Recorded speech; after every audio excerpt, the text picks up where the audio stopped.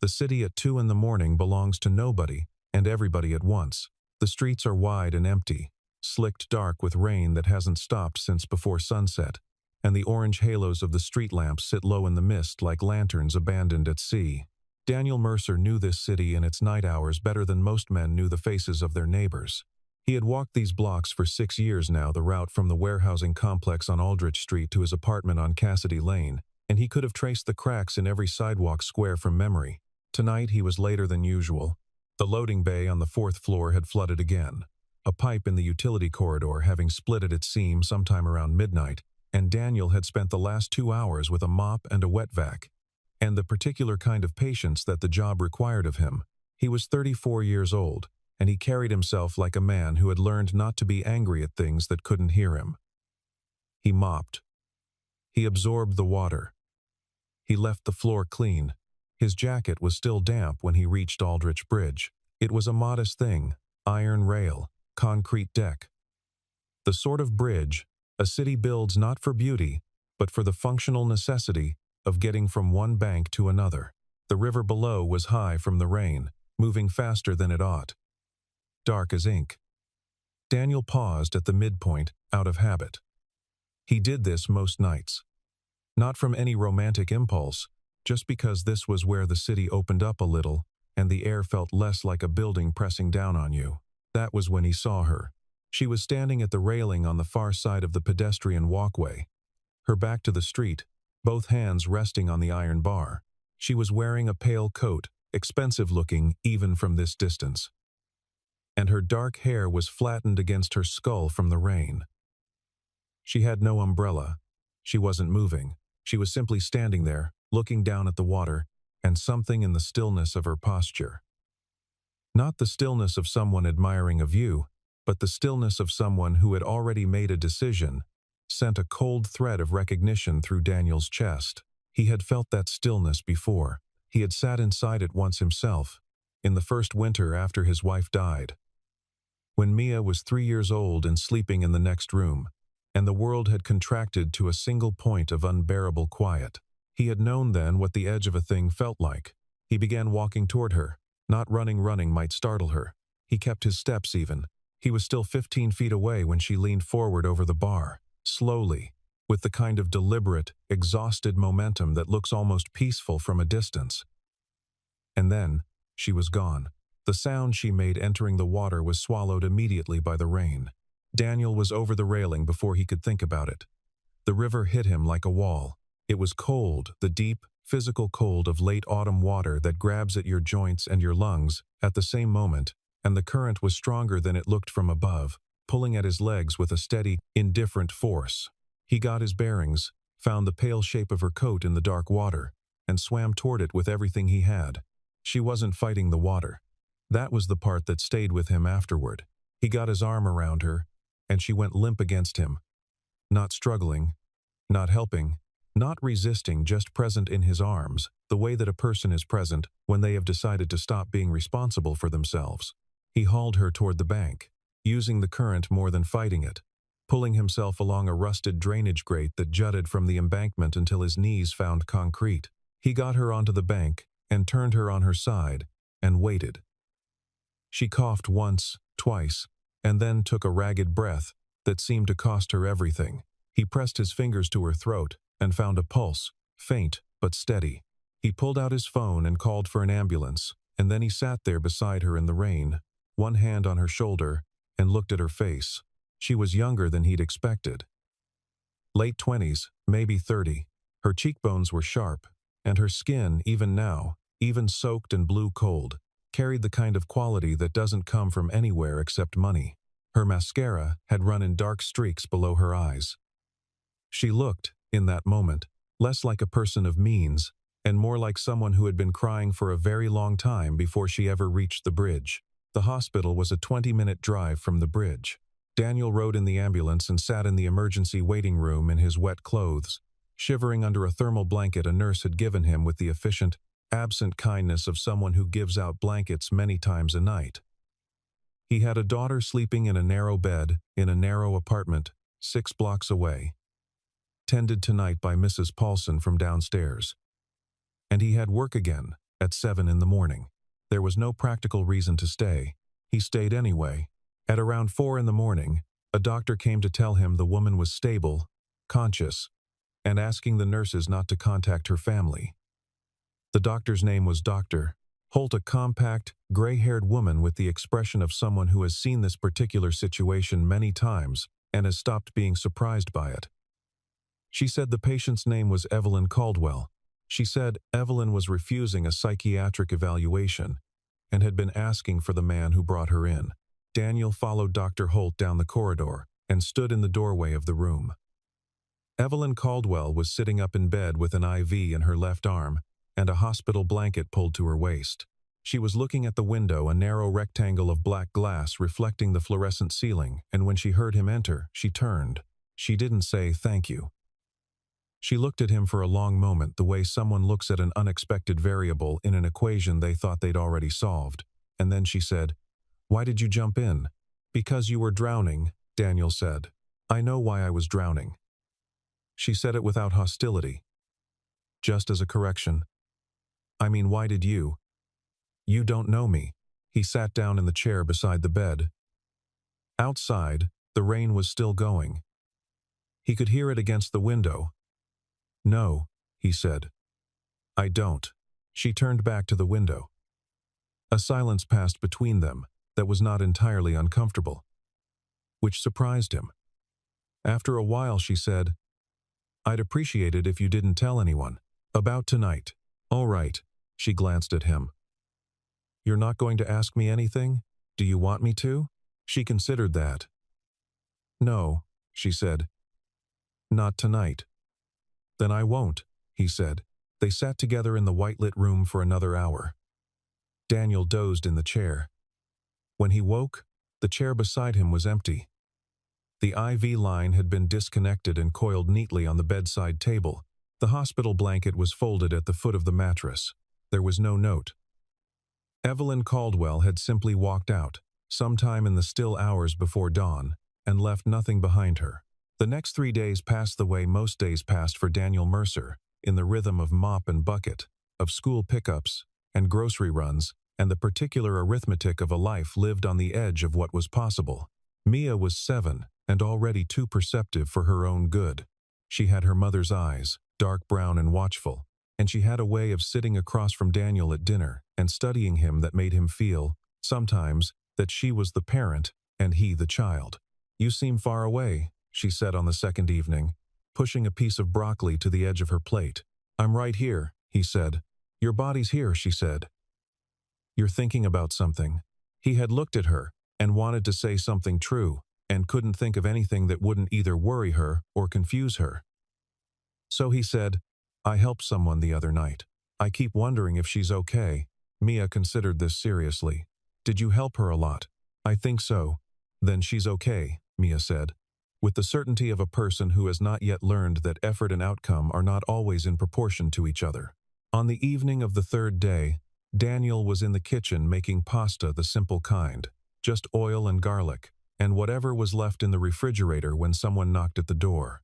He wiped his hands on his jeans and went to answer it, and when he opened the door he stood still for a moment and didn't say anything. Evelyn Caldwell was standing in the hallway of his building. She was wearing a dark coat over clothes that looked expensive and out of place in the narrow corridor, with its bare bulb and its smell of old carpet. She was carrying a small rolling suitcase.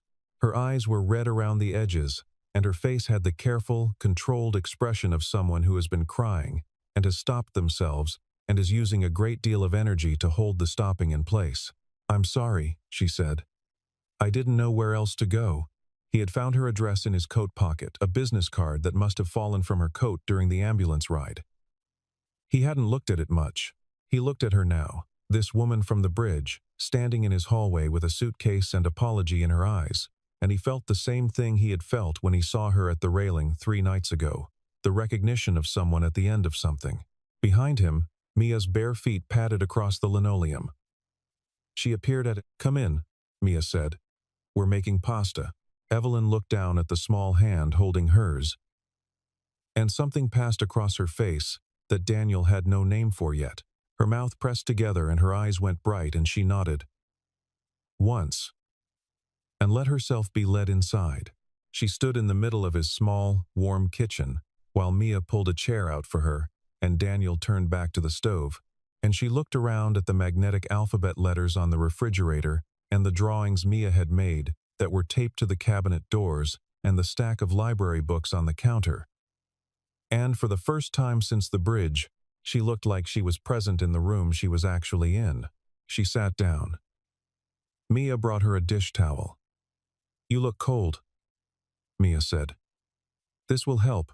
Evelyn pressed the dish towel against her face and cried, not loudly, not dramatically, just quietly and completely, the way a person cries when they have been holding it back for so long that the release is indistinguishable from exhaustion. Daniel kept his back to her and stirred the pasta and let her cry without comment, which seemed to be, from the way the sound of it gradually quieted, exactly what she needed. Over the next several days, Daniel learned Evelyn's story in pieces, the way you learn any true story, not all at once, but in the small deposits of conversation that happen over shared meals and in the quiet moments before sleep, when the defenses are lower and the truth is less exhausting to carry alone. Her full name was Evelyn Caldwell Barrett.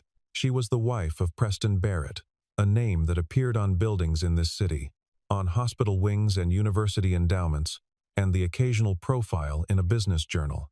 Preston Barrett was 51 years old, extremely wealthy, and regarded in most of the circles he moved in as a man of considerable generosity and charm. His wife had appeared at his side at charity dinners for 5 years with the polished, self-effacing presence of someone who has learned to take up exactly as much space as is allotted to her. Everyone loved him, Evelyn said one evening, sitting at the kitchen table with a mug of tea, while Mia did her homework at the other end. That's the part that's hard to explain. It's not like the movies, where the bad guy is obvious. People who met him thought he was wonderful. Sometimes I thought I was the only one who could see the other side of him. And after a while, I started wondering if I'd invented it. "You hadn't," Daniel said. "No. But I spent a long time not being sure. The control had been the quiet kind. Not violence, not visible cruelty, just a steady, relentless management of her world.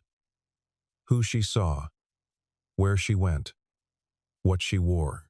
The conversations that were redirected when she tried to talk about her own opinions. The subtle social isolation that made her feel, over years, that there was no one she could go to.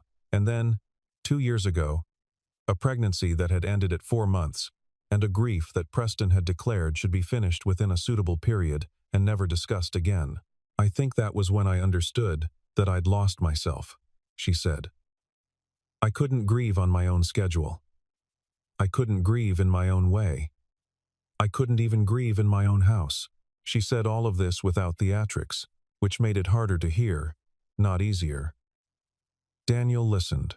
He didn't offer comparisons or context, or the kind of reassurances that are really just requests for the other person to stop being in pain so that you can stop feeling it with them. He just listened, and when she was done, he said, "Thank you for telling me." She looked at him strangely. "That's what you're going to say? I don't have anything smarter than that," he said. After a moment, she laughed a short, surprised sound, like something she'd forgotten was still in her. "Okay," she said. There were practical complications she hadn't fully considered when she'd arrived at his door with a single suitcase. She had not brought her identification documents. She had not brought her medications. She had been on a low-dose antidepressant for 2 years that Preston had managed, along with everything else, treating the prescription as further evidence of her instability when it suited him, and insisting she continue taking it when stopping might have freed her. She had not brought more than 3 days' worth of clothes. She had, in short, made the decision to leave the way drowning people make decisions with the most urgent part of herself, and not the part that plans. Daniel drove her to a clinic on the 3rd day to get a temporary prescription filled. He waited outside in his truck for 40 minutes without complaint, reading a paperback he kept in the glove compartment. When she came out and got back in the passenger seat, she looked at the book Something About Birds, field guide format. The kind of book that suggests a habit of patient attention, and said, "Do you actually go bird watching?" "Mia got interested last spring," he said. "So now I know more about warblers than I ever expected to." She paused. That's a good kind of father to be. He put the truck in gear. She picks good interests, he said. I just follow along. It was a small exchange. She had been in many rooms with many people who commanded much larger ones, who held court at dinner tables, and filled conference calls with authority, and occupied space, as though it were their natural right. But she kept coming back to this one, the truck, the bird book, the admission that the 7-year-old led, and he followed because there was something in it that she hadn't encountered before in quite that form. A man who organized his life around what mattered to someone else, and found this not a sacrifice, but simply the shape of the day. Evelyn had been staying on the fold-out sofa in the living room for 5 days, before she noticed that Daniel slept almost never. He simply kept different hours than she did, but the evidence gradually accumulated. The kitchen light on at midnight when she woke for water, the dark hollows under his eyes that were always there and never seemed worse, which meant they had simply become permanent, the worn patches on the knees of his work pants, the way he ate standing at the counter instead of sitting at the table because sitting down felt, she suspected, too much like stopping. She began, tentatively, to help. She made breakfast before Mia woke up. She learned the route to the school and offered to walk Mia home on the days Daniel was still at work.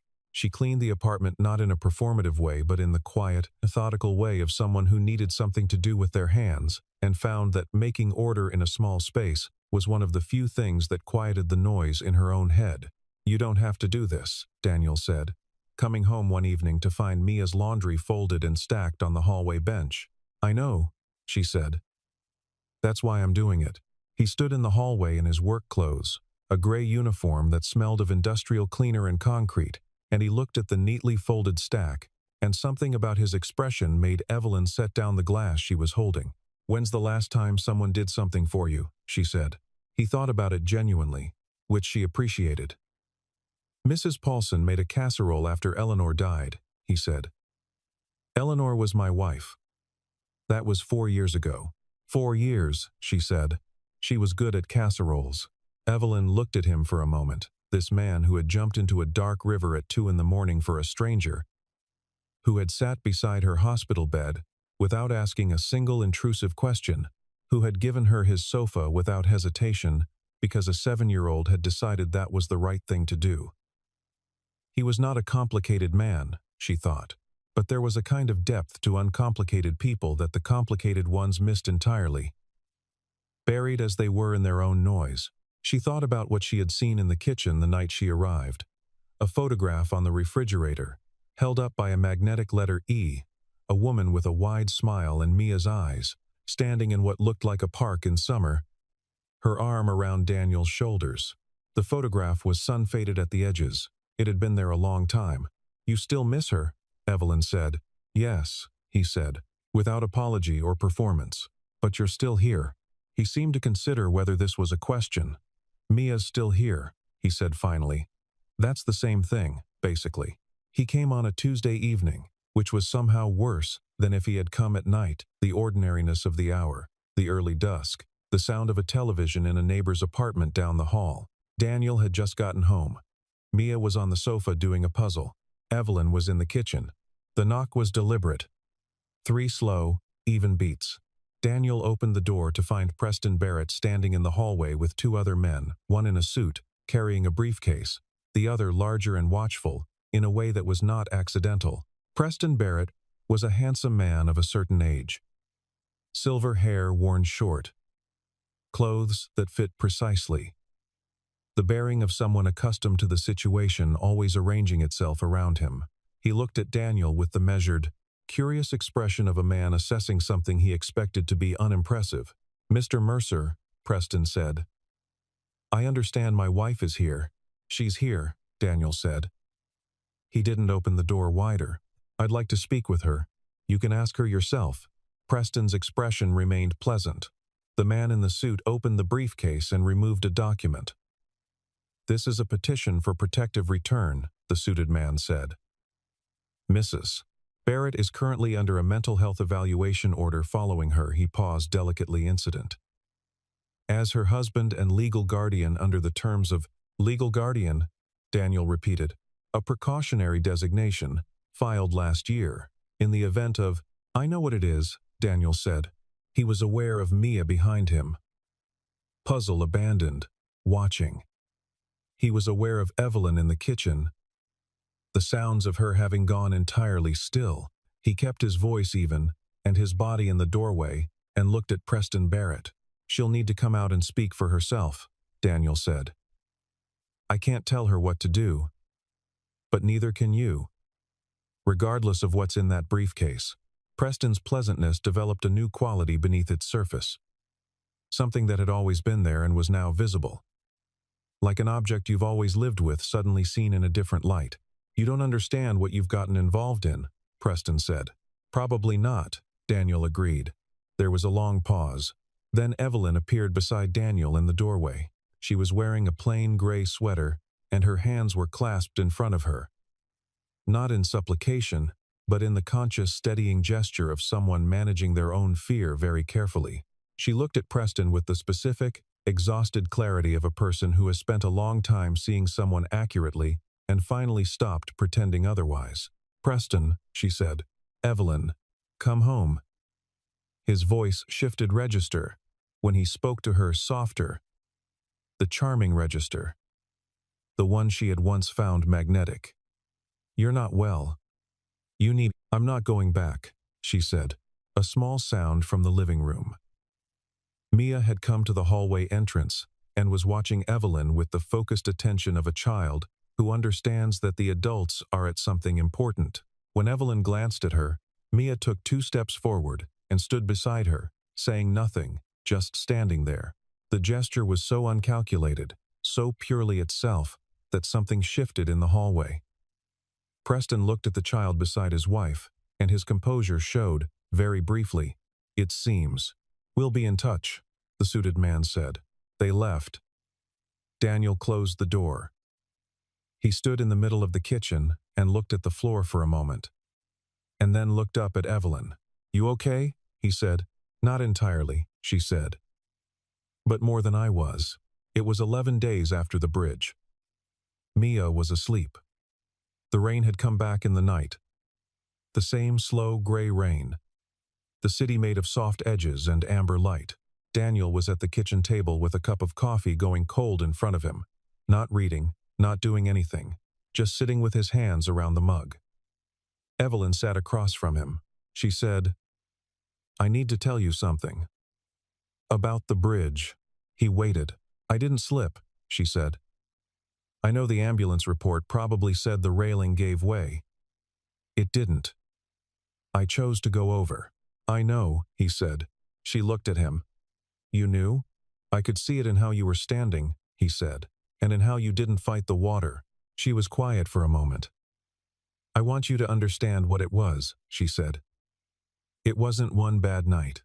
It was more like the accumulated weight of a lot of years that had each been slightly heavier than the one before. Until I was carrying something I couldn't name anymore but couldn't put down. And one night I got to a bridge in the rain and I thought, I can just stop carrying it." "Yes," Daniel said. She looked at him. "You've felt that." "Once," he said. "After Eleanor." "What stopped you?" He turned the coffee mug in a slow circle on the table. "Mia was asleep in the next room," he said. "It was 3 in the morning, and she'd cried for 2 hours that night, which she did most nights that first year. And I'd finally gotten her back down, and I was sitting in the kitchen exactly like this." He paused. "I thought about what she'd wake up to, and that was enough to get me to the morning. And in the morning things were still terrible, but they were terrible in a way that had daylight in it, which is different." Evelyn was quiet for a long time. Outside, the rain said the same thing it always says. "The thing I didn't expect," she said, "was that being pulled out of the water would feel like she stopped." "Like what?" "Like something wanted to keep track of me." She looked at him. "You were a stranger. You didn't owe me anything. You jumped in anyway, and you sat with me in the hospital without asking me to justify myself. And you gave me your sofa. And you made pasta." She smiled slightly. "That sounds absurd when I list it like that." "Little things are allowed to matter," he said. She reached across the table and put her hand over his. She had not touched him before, not since the night she arrived when Mia had taken her hand.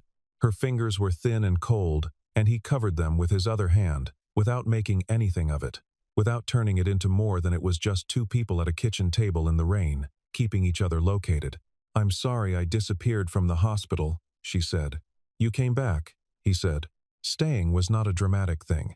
It was made of ordinary components that accumulated the way all real things accumulate gradually, and mostly without announcement. Evelyn contacted a lawyer, a woman named Patricia Reeves, recommended by Dr. Holt, who specialized in exactly the circumstances Evelyn found herself in. The process of leaving a marriage like hers was long and not without cost. And Patricia Reeves was clear about both. There would be a period of legal pressure. Preston would dispute the narrative. There would be days when the weight of it felt impossible. But Patricia Reeves had a blunt, compassionate practicality that Evelyn found more useful than any amount of sympathy. And by the end of their first meeting, she had a timeline and a list of actions, and something she had not had for years: a sense of the future as a country with a map. She found work through a contact at an organization that matched people in transitions with administrative positions, nothing that made use of her degree at first, but work with a schedule and a commute, and the particular dignity of earning her own money, which she had not done in 5 years. It paid less than she'd been accustomed to. She discovered, somewhat to her own surprise, that this mattered less than she'd expected. The apartment was still very small. She slept on the fold-out sofa while the legal process ran its course, and the settlement was negotiated, and a place of her own became possible. The sofa was not comfortable. The walls were thin enough that she could hear the couple in the next apartment arguing about something different every night, and the pipes rattled when the heat came on in the mornings. She slept better than she had in years. She understood, gradually, that this was because she was sleeping without the braced alertness that had become, over years of marriage, her resting state, the low-level monitoring for tone of voice, for footsteps on the stairs, for the particular quality of silence that preceded a difficult conversation. She had not known she carried this until she put it down.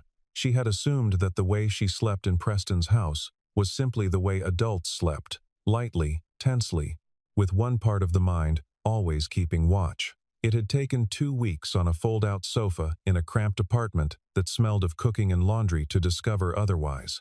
Mia treated Evelyn's presence with a matter-of-fact warmth that Daniel suspected was his daughter's greatest characteristic, not naive warmth, not performed warmth, but the practical compassion of a child who has lost something major and understands that people need to be held close while they are here.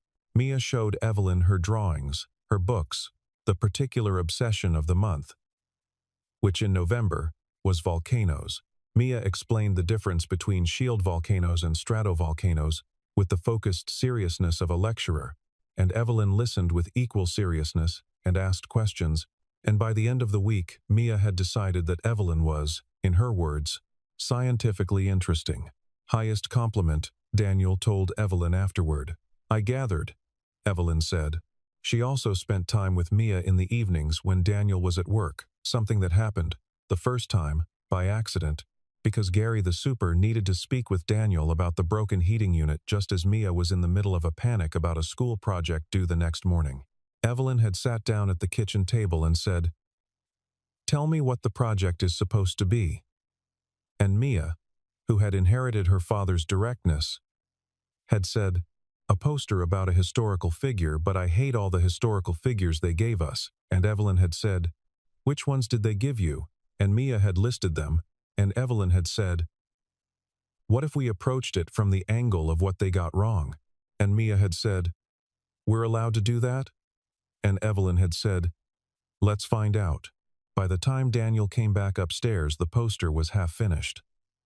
Mia was deeply invested in the contrarian argument that her historical figure had been misunderstood by subsequent generations, and Evelyn was at the kitchen counter, making hot chocolate for both of them, with the focused expression of someone who had discovered, perhaps to their own surprise, that they were good at something they hadn't tried before. The poster got a good grade. More importantly, though Mia did not say this directly, Evelyn had become someone Mia trusted with the kind of problem that mattered. There were hard days. Days when the legal proceedings produced new complications and Evelyn sat at the kitchen table in the morning staring at nothing with her hands wrapped around her mug, and Daniel made breakfast around her and didn't push. Days when she caught herself in a behavior she'd learned inside the marriage, moving through a room as quietly as possible, waiting to be spoken to before speaking, and had to consciously remind herself that the rules of the old place did not apply in the new one. Days when she thought about the bridge and felt, not the attraction she'd felt then, but the memory of it, which was different and which she had learned to acknowledge as something that would stay in the background for a long time, and that she was not required to pretend wasn't there. She had started seeing a therapist, a woman named Dr. Whitmore, recommended by Patricia Reeves, who had an office in a brown brick building on the north side of the city, and a way of asking questions that made you do the answering rather than simply reporting information. Evelyn had been skeptical of therapists, for reasons she recognized, in retrospect, as having been planted there by Preston, who had used the language of mental health as a tool of control for so long that the vocabulary had become contaminated. Dr. Whitmore was methodically, patiently decontaminating it. On those days, she went for long walks in the rain, which she had discovered was her version of what Daniel did with his silence, a way of putting the body in motion when the mind needed to process something it couldn't process sitting still. One Saturday morning in December, Daniel was doing something rare, sitting still. Mia was at a friend's house. The apartment was quiet in the specific way. It was only quiet when Mia was absent, a deeper quiet, a quiet with less texture. He was on the sofa with a cup of coffee and a book he wasn't really reading, and Evelyn was across from him, in the armchair doing something on her laptop related to the legal proceedings. She looked up and said, "Tell me about Eleanor." He closed the book. He looked at the coffee mug. Then he said, "What would you like to know? Whatever you want to tell me." "You never talk about her." "I talk about her with Mia," he said. "Not with anyone else?" He considered. "It's hard to know what to do with it around other people. Some people get uncomfortable, and then I'm managing their discomfort instead of just—" He stopped. "She was funny," he said. "That's what people don't think to ask about. They ask what she died of, how long it took, how Mia is coping. Nobody asks if she was funny. She was very funny. She did this thing where she'd give a running commentary on whatever she was watching, not jokes, exactly, just observations, and somehow they were always the thing you'd been thinking but couldn't articulate. I'd watch a movie with her, and come away thinking, I understood it better than I would have alone." Evelyn was quiet, listening. "She got sick when Mia was 2.5, he said. 14 months. It was long enough to know what was coming, but not long enough to get used to the idea. I don't think you get used to the idea." He looked at the window. "She made me promise to teach Mia to ride a bike. It's a very specific thing to make someone promise. I think she picked it because it was concrete, because everything else was too large to put into a promise. So I promised. And last spring, Mia learned." "Did she know?" Evelyn asked. "That it was the promise? I think so. She's got her mother's way of knowing things without being told." Evelyn looked at the photograph on the refrigerator, the sun-faded one, the woman in the park. She had looked at it many times over the past weeks without acknowledging that she was looking at it. "She would have been good at this," she said. "What you're doing. Being kind to someone you don't know. She was better at it than me," Daniel said. "I learned from watching her." Evelyn turned back to him. "I don't think you give yourself enough credit." "Maybe not," he said. "And then, because it was the kind of morning that allowed for this, you're different than you were when you arrived." She thought about this seriously. "I'm less frightened," she said. "Yeah," he said. "I can see that. Is that strange for you?" "To watch?" he considered. "No," he said. I don't know. When Eleanor was sick, she had these good stretches, sometimes weeks, where she'd seem like herself again, and the whole weight of it would lift for a while. You'd almost forget, and then it would come back." He looked at her steadily. "With you, it's different. The good stretches keep getting longer. There isn't a coming back." She felt the precision of this, the care he had taken to distinguish the two things, to not conflate them. "That's a kind thing to notice," she said. "I notice things," he said simply. This was, she had come to understand, entirely true. He noticed things the way some people breathed without apparent effort. Without self-congratulation, he noticed when Mia was approaching a difficult day before Mia herself knew it. He noticed when the hot dog vendor on the corner who was usually there wasn't, and mentioned it to her later, as a thing he hoped was fine. He had noticed, on the bridge in the rain, the particular quality of her stillness that distinguished it from the stillness of someone looking at a river. She thought sometimes about the number of people who had passed by the bridge that night. There had been others. She had heard a car, seen the smear of headlights before she stopped seeing anything. Nobody else had stopped. This was not a judgment. It was simply the mathematics of a city at 2 in the morning, when most people are inside or moving fast toward inside, and the cost of stopping is genuinely high. But Daniel Mercer had been neither inside nor moving fast. He had been slow and present in the way of a person who carries their attention with them everywhere and costs themselves nothing by paying it. She didn't say any of this to him. It was enough, for now, to sit in the cold winter light of a Saturday morning and drink coffee and exist in the same room with someone who would notice if she wasn't all right. There was an evening in January, the coldest week of the winter, the kind of cold that makes the city hunch its shoulders and move faster when the heating unit in the apartment gave out around 10 o'clock at night. Daniel assessed the problem, concluded it was the thermocouple, and went downstairs to the super's apartment to ask about an emergency repair. The super, a large, exhausted man named Gary, informed Daniel that the earliest anyone could look at it was morning. Daniel came back upstairs and reported this.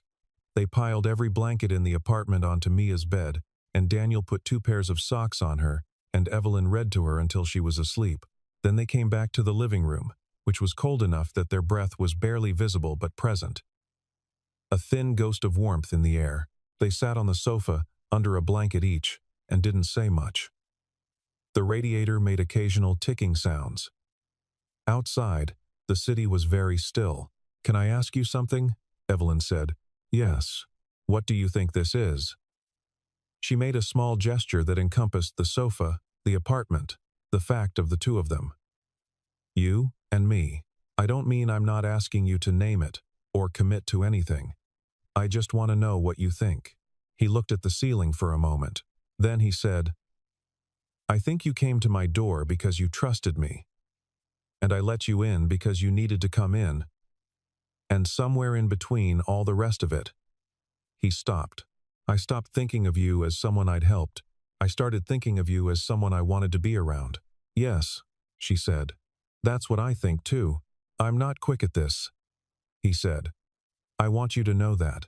It took me a long time after Eleanor to understand that I was still a person who existed, separate from being a father, and separate from being a widower. I'm still in the middle of working that out." "I know," she said. "I'm in the middle of working out who I am without someone telling me." She paused. "I think that's part of why this works. We're both somewhere in the middle of something. We're not expecting each other to be finished." He turned to look at her. The cold in the room had drawn them slightly closer together on the sofa, not dramatically. Just the small, practical convergence of 2 people sharing warmth. She was looking at him with an expression that he was beginning, finally, to be able to read. Not hope exactly, and not fear, and not the careful blankness she'd worn when she first arrived. Something less defended than any of those things. He said, "I'm glad I stopped on that bridge." She said, "I'm glad you did too." They sat there for a while longer, under their separate blankets in the cold apartment, while outside January pressed its face against the glass, and the city went about its business of being a city at night. The distant sound of a car, a train, the ordinary ongoing life of the world. Eventually they both fell asleep on the sofa, because it was late and it was cold and neither of them suggested moving. And when Mia woke up at 6:30 and came out to find them there, she studied the scene for a moment with her watchful, Eleanor eyes, and then climbed between them, under both blankets, without waking either of them, and went back to sleep. By March, Evelyn had found an apartment 4 blocks away, a small place, 1 bedroom, her own. the first thing she had chosen entirely for herself in 6 years. She picked it because the kitchen window faced east and caught the morning light, and because it was on the second floor and she could hear the street but not too much of it, and for no other reason than that it pleased her. Moving her things in took 3 hours. Her possessions had been reconstituted, over the months, from almost nothing. A suitcase worth of clothes had become a closet. A borrowed toothbrush had become a bathroom cabinet. None of it was what she'd had in Preston's house, which had been heavy and elaborate, and had never quite felt like hers in the way that a dish towel chosen for oneself in a drugstore on a Tuesday feels like yours. She arranged things on the shelves slowly, trying each position, moving things an inch to the left, an inch to the right, exercising the small authority of a person in their own space. Mia came to the housewarming dinner and declared the kitchen scientifically promising based on the angle of the afternoon light. She brought a houseplant, chosen herself, that she had researched and identified as basically impossible to kill, which is what you want starting out. Evelyn set it on the eastern windowsill where it would catch the morning sun, and Mia approved. And they ate takeout on the floor of the living room because Evelyn didn't have a table yet. And this felt, against all expectation, like a very complete kind of evening. The legal settlement was concluded in February, largely on terms that Patricia Reeves considered reasonable and Preston Barrett considered humiliating. And Evelyn considered the end of something rather than a victory, which she felt was the right way to hold it. She did not see Preston again after the agreement was signed. She expected to feel more about this than she did. What she felt was mostly the absence of weight. Daniel was still a janitor. He cleaned the warehousing complex on Aldrich Street 4 nights a week and a medical building on Forest Avenue on the other 3. He was, by the measure of most outward categories, exactly where he had been a year ago. He was also, by his own accounting, entirely somewhere else. He had started, in small increments, to have a life that was not exclusively organized around Mia and the job. He had coffee on Saturday mornings with a colleague named Robert from the Aldrich Street complex, a slow-talking man from somewhere in the South, who had strong opinions about chess and barbecue, and very few opinions about anything else. He had resumed a habit he dropped after Eleanor died running along the river in the early morning. Before Mia woke up, 3 miles and back, the city still dark and cold and entirely his for those 30 minutes. He did not know exactly what these things added up to. Something like the person he was before grief had become a full-time occupation. On the first genuinely warm Saturday of spring, the 3 of them walked to the park near the school, Mia insisting on being between them, holding a hand on each side with the proprietary satisfaction of a person who has arranged something and is pleased with how it turned out. The trees had their first thin green on them. A man was selling hot dogs from a cart. Somewhere, someone's dog was very happy about something, Mia said, at a certain point. Without particular emphasis. I want to live like this. Daniel and Evelyn both looked at her. Like what? Daniel said. Like this, Mia said, squinting into the light, indicating with a sweep of her free hand the park, the trees, the hot dog cart, the 2 of them. This specific thing. I want this to keep happening. Daniel looked over Mia's head at Evelyn. Evelyn was looking back at him with the expression he'd learned by now, the open one, the undefended one, and she nodded very slightly. Not in commitment exactly. Not in promise, but in the recognition of a true thing said out loud. They walked to the far end of the park, where the river was visible through the trees, a different part of the river than the bridge. Broader here, slower, catching the March light in a way that made it look almost silver rather than dark. Evelyn looked at it without the thing she used to feel looking at water, just the river in spring, moving steadily in the direction it always moved. Daniel held her hand on the way back. Not dramatically. He just reached over and she let him, and they walked like that through the park, and out onto the street, and down the 4 blocks toward home. The home in question was technically 2 apartments in 2 buildings, which suited them both for now. The question of what came after now was one they had developed a shared approach to. They left it where it was, just outside the range of the present, and attended instead to what was actually in front of them, which was generally enough.